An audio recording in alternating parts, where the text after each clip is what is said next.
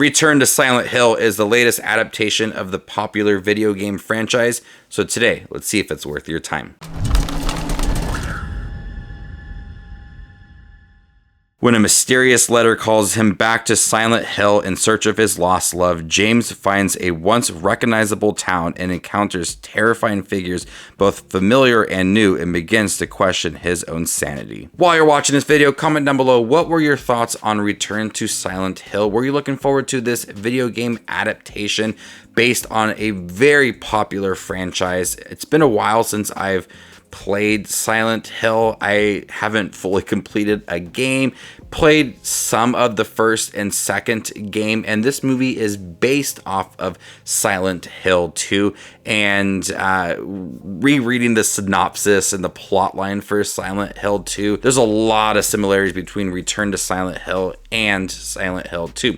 Whereas Silent Hill 2, the video game, was more of this puzzle solving game that explored more of the lore behind Silent Hill. It had less violence compared to that first game. It still had a lot of horror elements to it, but it was more of a puzzle solving game. You had to navigate through the town, find objects to help James find his lost love, and that's essentially what Return to Silent Hill is.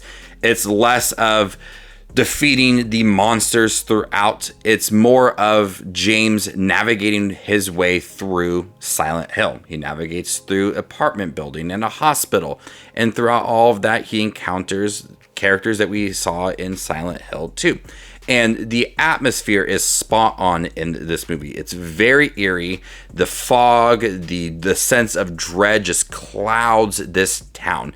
And you get that sense within this movie. You don't spend a lot of time in the beginning of the film with James and Mary and what happened to Mary and what brought James back to Silent Hill.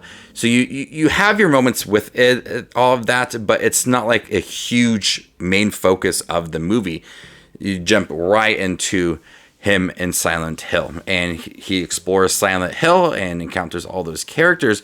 But throughout the movie, you get an understanding of why James is there and what everything represents within this movie. The characters like Laura and Pyramid Head appear throughout this movie. And there is a lot of fear when it comes to certain monsters, especially Pyramid Head, that sheer size of that character, and he doesn't run, and he's just kind of lurking in the background, and then you hear him. It's truly terrifying, especially within this movie. I like that it matched what the overall tone of the Silent Hill video game was, that second one, that it was more exploring the town, understanding a little bit, less on the killing, less of the violent moments, and more of finding objects and the different puzzles throughout. And when I was watching this movie, I did appreciate the fact that it was a lot of him navigating his way throughout the town, because you got to encounter different things, but then you had moments of him seeing these creatures and then realizing certain moments in his past. So you do get that progression of James and Mary's storyline intertwined throughout the story. He may go into an apartment building and see something. Then you'll have these flashbacks with his time with Mary, and that serves as that development, so you get a better understanding of that relationship and why he is brought back to Silent Hill.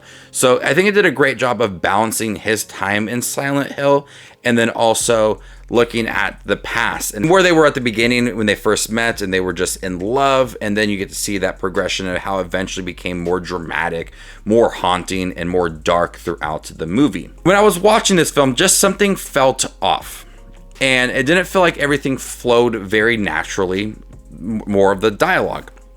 And after I watched this film, I realized that it feels like cutaway scenes within a video game. All the moments when you have your story that develops and then you transition into the actual gameplay, because a lot of the dialogue between characters feels very fast.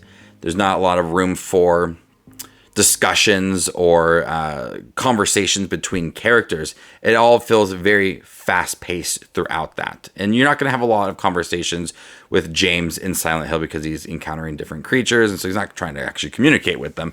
But when it does come to dialogue between characters, it feels like a video game. And you may love that. You may love that sense that it feels like just ripped from a video game. But if you're looking for a little more depth to these conversations, feeling the dramatic weight to these characters, I just didn't get that within this movie. I thought, multiple times, especially in the beginning of the film, the way that they just talked to each other, I was like watching the cutaway scene from a video game, and it all felt very brief. And that was an issue with me because I wanted a more deeper understanding of what James and Mary was going through, and James in his time within Silent Hill, and everything was like this manifestation for him, and everything kind of represented something in his life within Silent Hill. I wanted to feel all of that weight, all of that dramatic moments within the movie, and I just did not get that.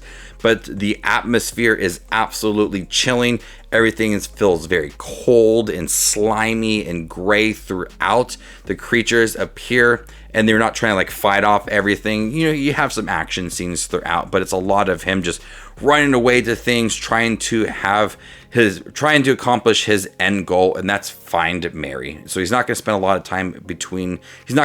time within different locations throughout Silent Hill. It did feel like a video game, going from point A to point B to point C to point D, having your mission and trying to accomplish it by the end of it all. But then also looking at that relationship throughout the movie, it felt nicely developed. You get a better understanding of why he was so depressed in the beginning of the movie, what was weighing him down, and then looking at that relationship that developed nicely throughout. So I do think that Jeremy Irvine as James Sunderland and Hannah Emily Anderson as Mary are really good in here, especially Jeremy Irvine when he sees everything for the first time, and the initial reaction to it all I thought was really good.